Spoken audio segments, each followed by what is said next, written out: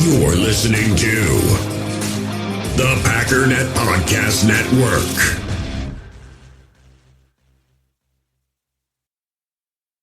U.S. Cellular has noticed the way we use our phones has gotten ironic.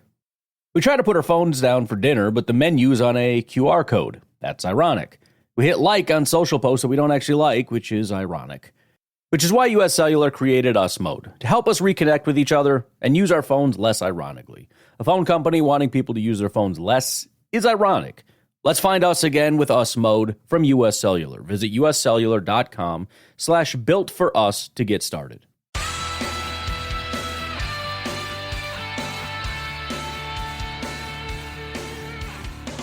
Ladies and gentlemen, welcome to the Packernet Podcast. I am your host and resident fanalist, as always, Ryan Schlip. Check us out online, packernet.com. Find me on Twitter, pack_daddy.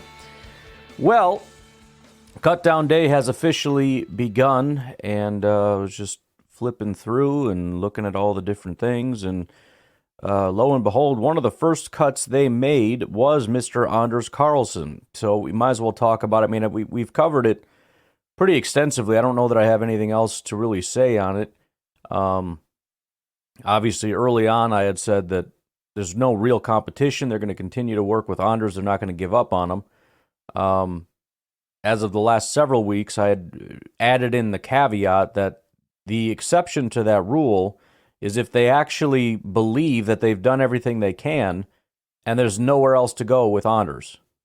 Now, look, there is a possibility that they are going to cut all kickers, right? Similar to what they did with long snapper, and then bring back a kicker, and an option could be Anders Carlson. That's not the most likely scenario at this point, but as of right now, Anders Carlson has been released. Apparently, the Packers had gotten to the point, seemingly, again, we'll see how it goes, to where they just felt there's nothing left. We don't think we can fix them. We don't think we can do all these things. So, obviously a lot of people celebrating right now. I understand this is what fans do when they get frustrated with a player that isn't going well. I think from my perspective, though, this doesn't fix anything. This is not addition by subtraction. This is just subtraction. I don't know where the addition comes from. Greg Joseph is not a better kicker than what we saw from Anders Carlson. I'm not really aware of any other kickers that are better than Anders. I suppose you could find probably several people that have a better extra point percentage, which I don't understand. It doesn't make rational sense to me to be like, yeah, but he struggles with extra points. Like, no, that had to have just been like a weird fluky. It doesn't make sense. Why? I don't know. It doesn't matter. He's gone, so it doesn't matter. I don't need to try to figure it out. So we'll see. There's a lot of speculation at this point. It's relatively early. We'll see how it goes. Obviously, not a fan favorite, Anders Carlson. I think whoever ends up being our kicker, I have a feeling, is going to be the new not a fan favorite, because I don't know that it's going to go very well. Presumably, as of right now, Greg Joseph will be the kicker for the team. But we'll see. We'll see if he ends up getting cut as well. And then it's a matter of, are one of these guys coming back eventually? Kind of like with long snapper last year, maybe after the cut down period, they'll kind of root around, see who got cut, and then bring somebody back, which could be one of these guys. Or what? I don't know. But right now, Greg Joseph is our kicker. Anders Carlson, apparently and that's the thing that surprised me. I understand sometimes you let guys go because you feel it's run its course. One of the other guys we're going to talk about, Samori Toure, I think is the same thing, right? We kind of know what he is. We've put as much into this guy as we can. We see that there's really no more growth here. He's kind of peaked, and that peak is well below like our top 7 guys or something. It's I shouldn't say well below, but he's probably, like 8-ish. And I don't see him really climbing beyond that. Plus, we're going to continue to add throughout the years. So the experiment has run its course. But he's been here longer, right? You figure after 2 years, 3 years, that's when you kind of say, especially for a draft pick. So it must have been a high level of frustration with Anders Carlson for it to get to this point. So Anders Carlson released was one of the first moves of the day. Also released from the Green Bay Packers, we've got, this is written by Tom Silverstein. More big news, Caleb Jones released. Now, I didn't, and I don't think most people had Caleb Jones on the 53. However, I did have him on the practice squad. I really like Caleb Jones. I thought the Packers really like Caleb Jones. I think most Packer fans do, if for no other reason than he's a massive monster. However, it is in here that he was not offered a spot on the practice squad, so Jones will be looking to start his career elsewhere.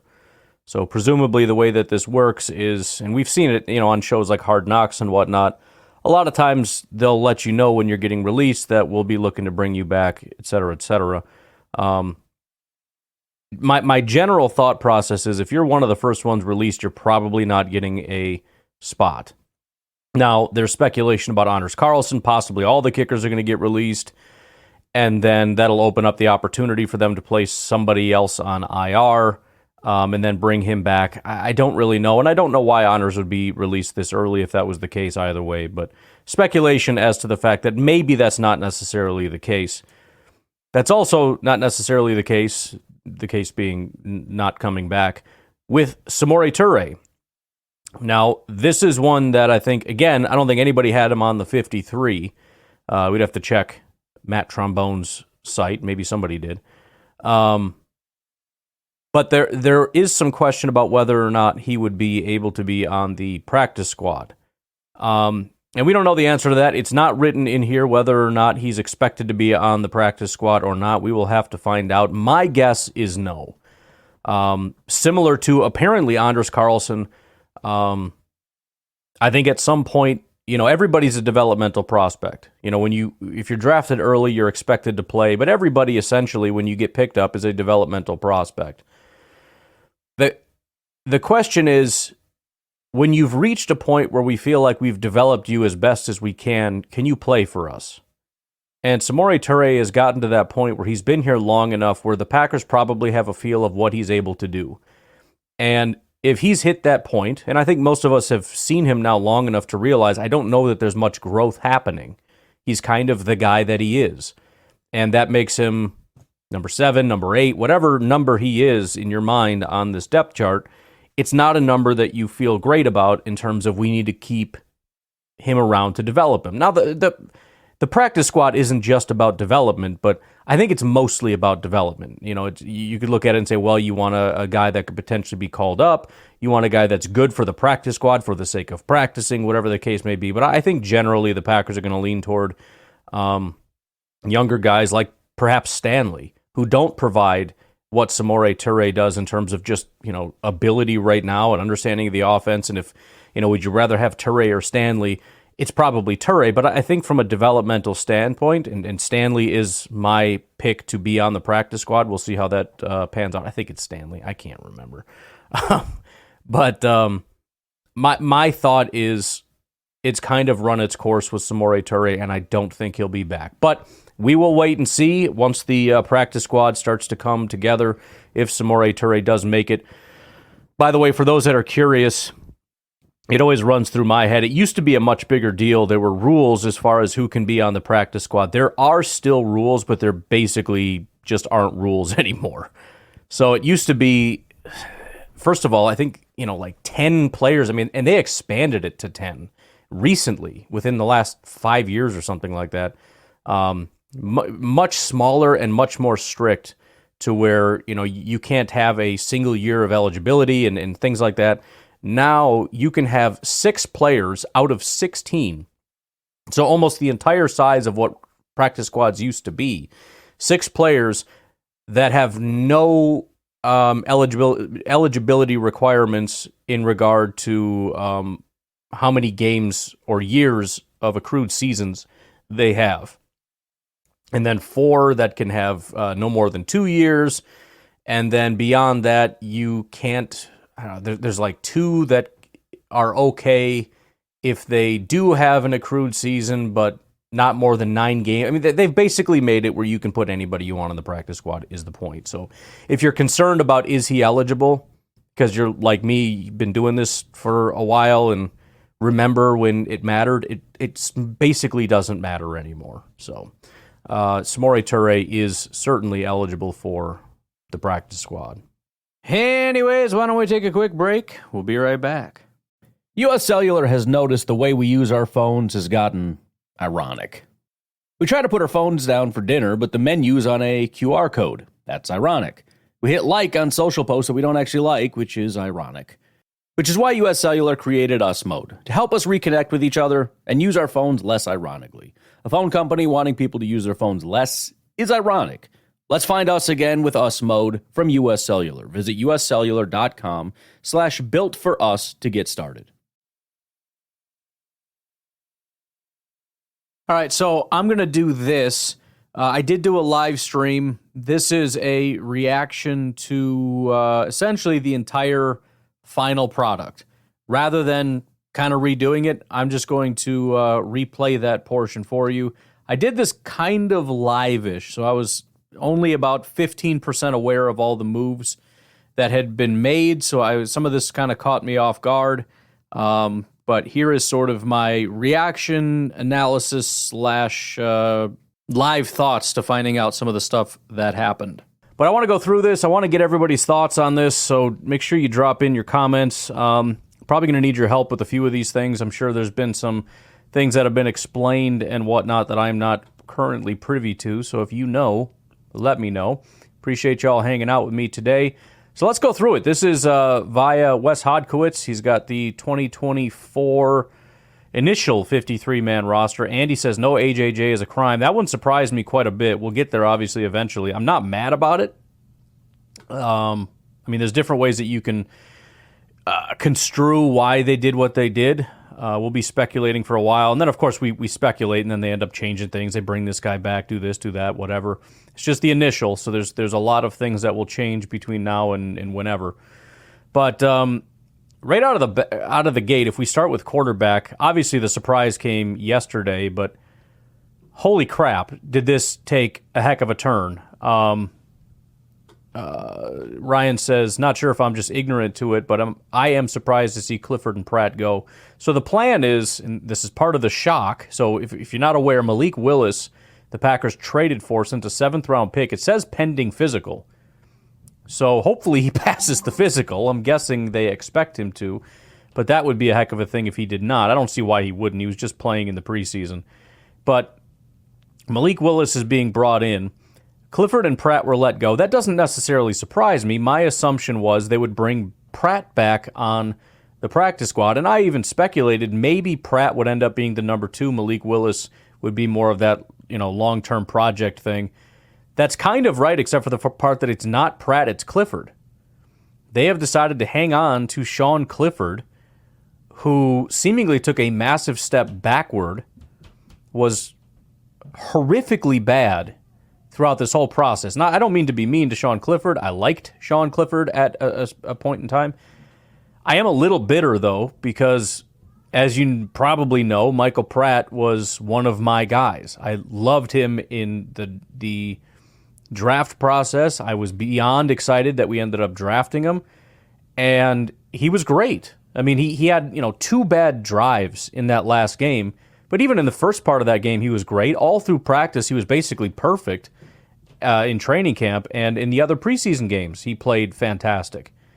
So, beyond stunned that we would use a draft pick on a guy, and he plays well and we get rid of him. I don't fully understand that. Again, we'll wait and see. Until Pratt signs with another team, anything is possible. But the expectation right now is that Jordan Love, Malik Willis will be the 2 quarterbacks, and Sean Clifford will be the guy on the practice squad, at least for a little bit of a while. What's up, Benny? Where's Riley? She's upstairs. Running back. I can't talk right now, Benny. I got to do this, okay? Running back, another one that surprises me a little bit, although it's not as shocking, I suppose. Before we move on here, Travis says, think they really prioritize Clifford's book smarts and his ability to be the best assistant to Love. I think that's true. I mean, that's the only thing I can come up with. He was praised for being borderline brilliant, and Goody loves that. He loves extremely smart players, understandably so. You have to be smart to play in the NFL. And as a backup, he's going to be able to help in a lot of ways outside of actually playing football. Still a little bit disappointing. And obviously they feel that there is more to develop, and I think that's fair. I think he has more upside as a talent. But boy, oh boy, he struggled like a lot. He says, we all know we're done if Love goes down. All about who can provide the best assistance throughout the season, maybe. That and, like I said, upside, which I think Clifford has more. Still just an absolute kick in the stomach. I mean, it's almost like Pratt, there's no way Pratt could have won the job. That's not entirely true. I think they brought in Malik Willis because Clifford and Pratt proved they couldn't be those guys. And so that ultimately is why Michael Pratt ended up having to get kicked off. But it just stings because he was a guy that I really, really liked. If he goes somewhere in the NFC North, I'm going to weep.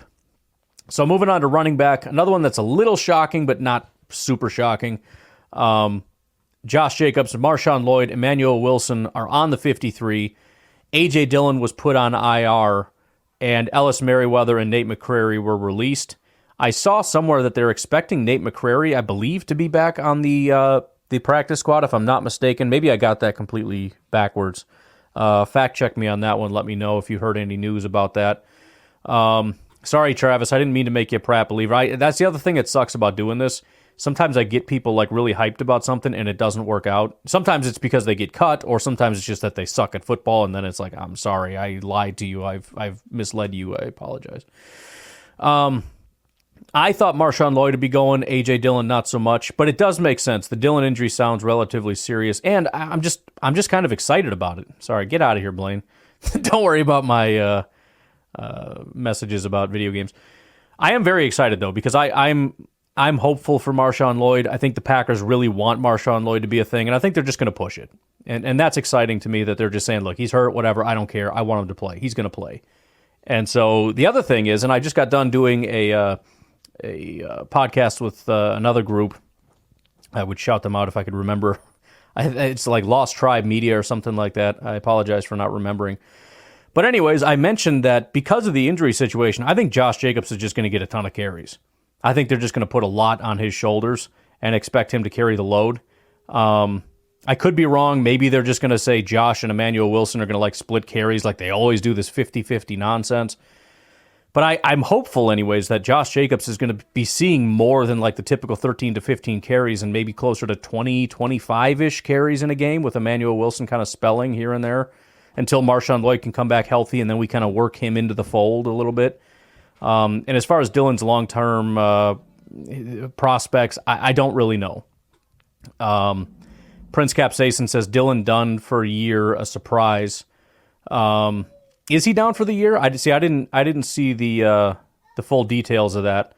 Like I said, I'm coming into this blind and kind of on purpose because I think it'd be kind of fun rather than going back and learning. We can just kind of talk through it. So if I missed something, let me know. Is he done for the year?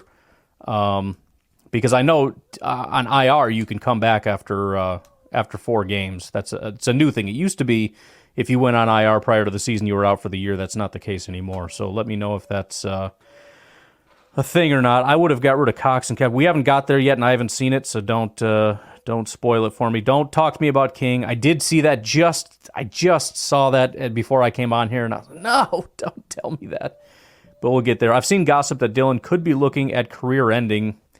Is Twitter just being dramatic? Is there more that we know about Dillon's situation? So I assume that's speculation, and I assume that because we speculated on that last night. We were talking on Packernet Derailed about all the guys that have had neck injuries and it ended their career. Jonathan Franklin, the running back. Sterling Sharp ended his career with a neck injury. A lot of guys, when it goes to the neck, they get shut down. So I'm hoping that's not the case. I'm guessing it's speculation, but it's obviously not great. I mean, Dillon was he was doing okay. I thought things were going well. Last year was a real down year. He comes in this year. You kind of hope that maybe you get a little bit of a spark. We didn't see the spark. We thought, I think generally as a fan base, we all kind of thought Emmanuel Wilson was a little better. I know he doesn't have the upside of Dillon, but I mean, Dillon doesn't even seem to have the upside of Dillon.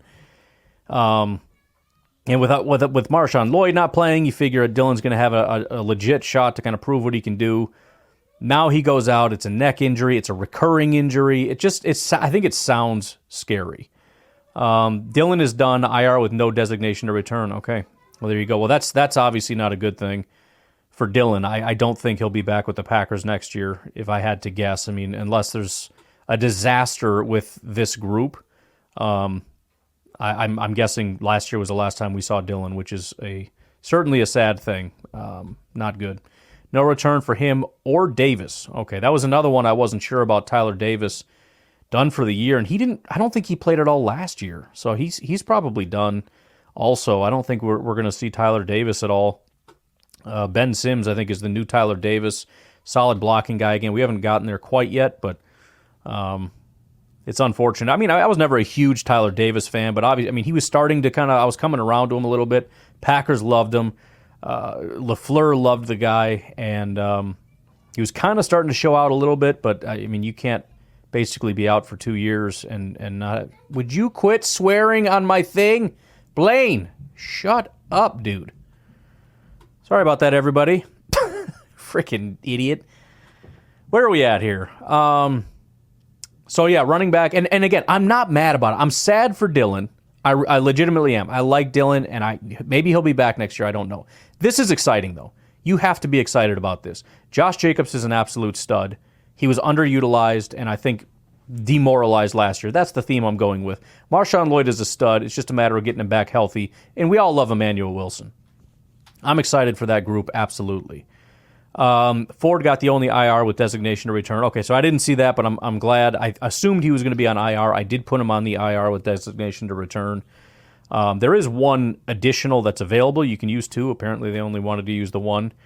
Man, that is big news about Dillon. I didn't think that would happen. All right, and then wide receiver looks to be exactly as we all thought last night. If you watched us on Derailed, I think we all had this. You got the big four, Dobbs, Reed, Watson, Wicks, and then Heath and Bo Melton was kind of what was expected, with all of these guys ending up getting released. I did see Samori Toure gets released. I don't believe there's any intention to bring him back, but we shall see. You guys, again, fill me in. Let me know if there's any news on any of these guys. I haven't heard. I saw one that was expected to be back. I can't remember who it was. It was somebody I didn't respect. I'm sorry, that's not the word. Somebody I didn't expect, not respect. I want to say like Hicks or Wayne or something. I don't know. But so that's about what I think just about everybody expected. Tight end we covered kind of inadvertently there. We got the three with Musgrave, Tucker Kraft, and Sims. You're all good, John. With Tyler Davis putting on season-ending IR, which, again, a little bit shocking to me, but it certainly provides clarity, which is nice because that's one thing we never get with the Packers is clarity on injuries. And so, unfortunately, that seems to be the only way we're going to get clarity is if, somebody's out for the year. But it is what it is. So, and again, at the end of the day, whether it's Tyler Davis or Ben Sims or Joel Wilson or whoever, these are the guys that we're excited about. Luke Musgrave and Tucker Kraft, and I am very excited about it. It's one of the things I always mention. This time of year, we obsess about the Ben Simses and the Messiah Swinsons and the Caleb Joneses and the James Esters and everything else. And when the season comes around, I mean, these are the guys we care about. That's it. Hicks reported coming back to practice squad. Okay, so Hicks. I think that's exactly what it was. Because I was kind of surprised. I was leaning toward Dimitri Stanley, and he may still. I don't know the situation. But the only one I saw was Hicks, and I thought, that's maybe the last one I would have expected of all the guys. All right, offensive line. Let's see. I haven't seen this yet. Let's see how close I was. Jenkins, Myers, Walker, Tom, Morgan, and Ryan, I think were locks. Dillard it's exciting. I had Dillard. Monk I had. Telford I had. Travis Glover I did not. Now, that is a draft pick, so I think several people had Travis Glover because you assume, hey, you drafted the guy. It is what it is. Who else did I? Oh, so they just added one more. So I had 9. So I had it right, aside from they added Travis Glover in addition. So that's exciting. I mean, that honestly, and it's kind of a my bad. I was thinking about this. I was like, man, nobody ever talked about Glover. And it's like, well, some people probably did. You just didn't. You want to talk about a draft pick that flew under the radar, at least for me. if you asked me how's he been doing, I couldn't tell you. I couldn't tell you a single thing about Glover. I'm sure there's been a couple reports about him. Packers liked him enough to keep him on, so that's always good news. Released him over guys like Royce Newman, which I saw the fan base was over the moon about. I think for me the biggest surprise might have been Caleb Jones. Not that, I mean, I kind of expected a release, but I believe the expectation is he will not be coming back. Could be wrong again. I'm getting my wires crossed here a little bit, but I believe between the two, one of them wasn't coming back, and I don't think it was Samori Toure, so that would mean it's Caleb Jones. I don't know. Just don't listen to me right now. We're just hanging out. Just two guys talking. I don't know. Don't act like I'm an expert on this stuff right now. There are downsides to just doing this live as opposed to learning first.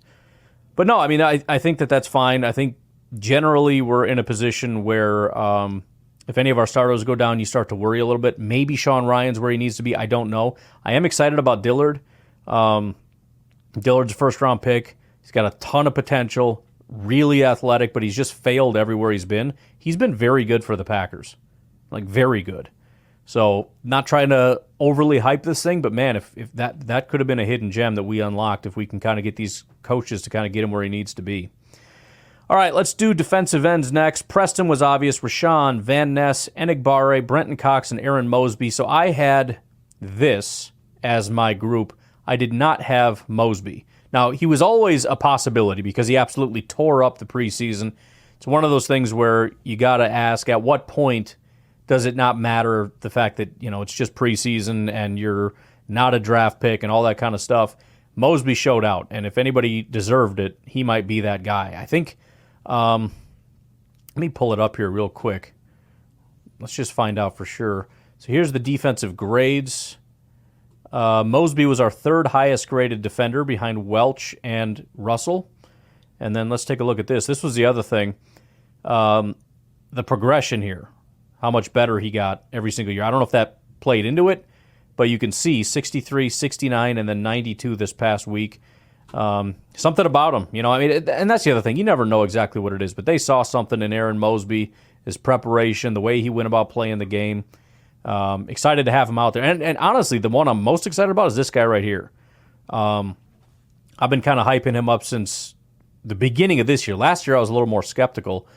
This year, with the change to a 4-3, it just kind of got me wondering about, I wonder if he can kind of thrive in a thing like that.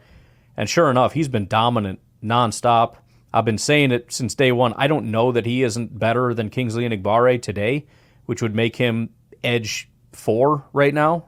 I'm not going to say better than Lucas Van Ness because I refuse because he's a first-round pick and I kind of like the guy, but we'll see. We'll see how much they give him as far as opportunities. I'm excited about him and his ability to get after the quarterback. All right, let's see. This one is about as straightforward as you can get. Kenny Clark, TJ Slayton, Devontae Wyatt, Carl Brooks, Colby Wooden. No surprises there. That means Esther, Waggy, Shad, and Ford are on the or they were released here. Jonathan Ford, IR designated to return. I think Esther was the guy that I actually wanted to put on the practice squad. I didn't finish filling out the practice squad, but I went back and looked at it. Esther made a lot of sense to me to put on there. Bro, how do I make you go away forever? Shut up. 11 defensive linemen plus Ford returning after 4 games is 2 more than I thought they would keep. Yeah, I mean, I don't know if we need to start changing the way that we look at defensive line and how much we keep. I don't really know. It's kind of a slight change, maybe. I wouldn't think it would make that big of a difference, but we'll just have to see. I'm just texting Blaine to shut up. Stop messaging me. LOL. All right, now he's going to throw something wildly inappropriate on there, I guarantee it. All right, so that one was pretty straightforward. Again, we'll see about the practice squad.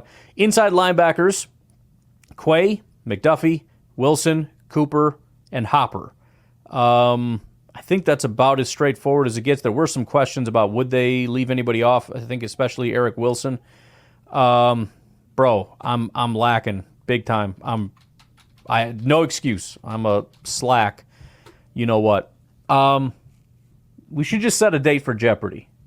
Maybe tomorrow. Let's just freaking do it tomorrow. All right. You hold me to it. You guys just start messaging me Like, dude, we're doing Jeopardy at 7. I'm going to be there, so you better show up. Raylan Goforth waived injured. Released was Welch, Young, and Russell among the linebackers. These guys, again, Welch and Young showed out, but it's one of those things that's probably not good enough. We'll see if any or both make it back.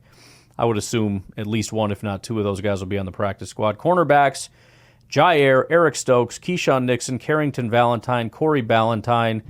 Everything about that makes sense, except Kalen King was left off. They're just riding with, 5 corners. Last year they did 4, which was really low. I think so. I feel like, if I'm not mistaken, they always did at least 6. Then in 2022 they did 5, and it was like, oh, that's low. And then they did 4, and it's like, that's ridiculously low. They're back to 5 now. I'm beyond upset about Kalen King. He has to be on the practice. If you guys tell me that they said he's not going to be on the practice squad, I'm done. I'm removing the Gootlicker thing. I am no longer the captain of the Gootlicker squad. Somebody else can have it. I'm doing something else in my life. I'm not dealing with Pratt and King leaving after both of them dominated all offseason. I'm going to lose my mind. Ray Finkel. Okay. Finkel is Einhorn. And then L.J. Davis, if I didn't say, waived injured. Safeties.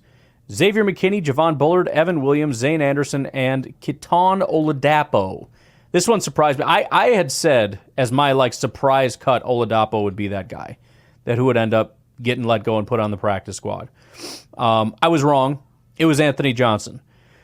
Now, the thing that I like about that, first of all, we're all big fans of Oladapo over here. But the thing I like is I thought Anthony Johnson did a pretty good job. I thought he showed that he can be a decent, what are we talking, 4th or 5th safety? The fact that they said, nah, we're going to roll with Oladapo, it shows some level of confidence for a guy that really didn't play very much. And when he did, he honestly wasn't that good. But I think his tools and his upside and his skill set and all that, Packer said, I'd rather ride with that guy. He's probably not going to have to play for a while. We can, get him in the practices and all that kind of stuff and get him up to speed. Kind of similar to Marshawn Lloyd. He's not ready day one, but we're going to get the guy ready. And then we have another thing that I don't want to dig my heels in because it's not like I liked what Anders Carlson was doing. But this is another one where I look and I just go, I don't fully understand this. Whelan as a punter makes sense. Orzic, by default, is a long snapper. Not that he's great. But Greg Joseph beating Anders Carlson, I just don't fully understand. I know Packer fans are beyond excited about this. I think it's mostly out of spite because Anders was the guy that was here and failed everybody, so they're spiteful and they're mad and they just want him gone. This is not a solution. This guy is not a good solution. He was terrible in this training camp. He was worse than Anders Carlson in this training camp. He's not had a good career as a kicker. I don't really know what to say about it, but it is what it is. I obviously... In Goot we trust. I'm hanging on to the Gootlicker thing at least for a little while. Give me 1 minute here, Brinley. I'm almost done.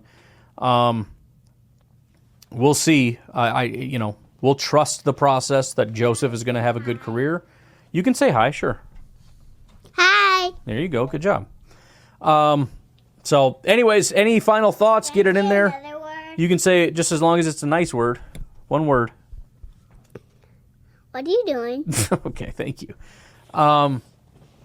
Otherwise, let's go through the noteworthy items here, I suppose. Packers, we saw all this stuff. Dylan, Stinger, and tight end Tyler Davis replaced on A. Okay, so I think we saw most of this stuff. Andy just says hello. That's about it, man. There's going to be some additional moves, and we'll see what happens with the practice squad. I don't think I'll go live for that. That's not quite as interesting, but we'll talk about it on the podcast. But like I said, I wanted to kind of go through this live with you guys, just talk through it, get your thoughts. But if that's all you guys have, that's all I have. I guess we'll get up out of here. Appreciate you guys hanging out. If you're on YouTube, please like and subscribe. If you're on X right now, please make sure you're following along. You probably are. That's why you're on here. As well as Facebook, please do the same thing. Prince Capsaicin, if they plan on making a waiver wire claim, you need to open roster spot. Not sure if cutting to 53, not below, means no claim. Yes, you can say another word.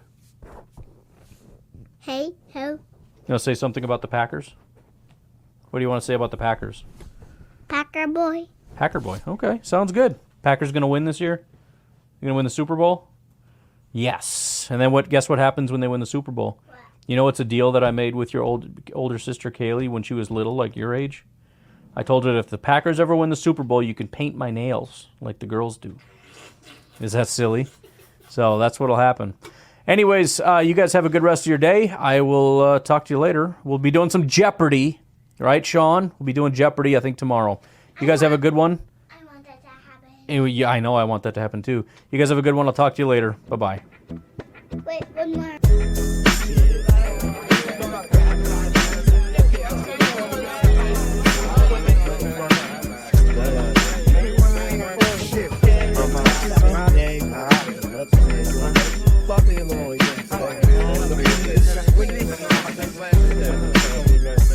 Go check the scene. Green Bay's where it's at. Jordan loves slinging bullets without a sack. Malik on the bench, but he's ready to attack. Packers ain't just playing, we on the comeback.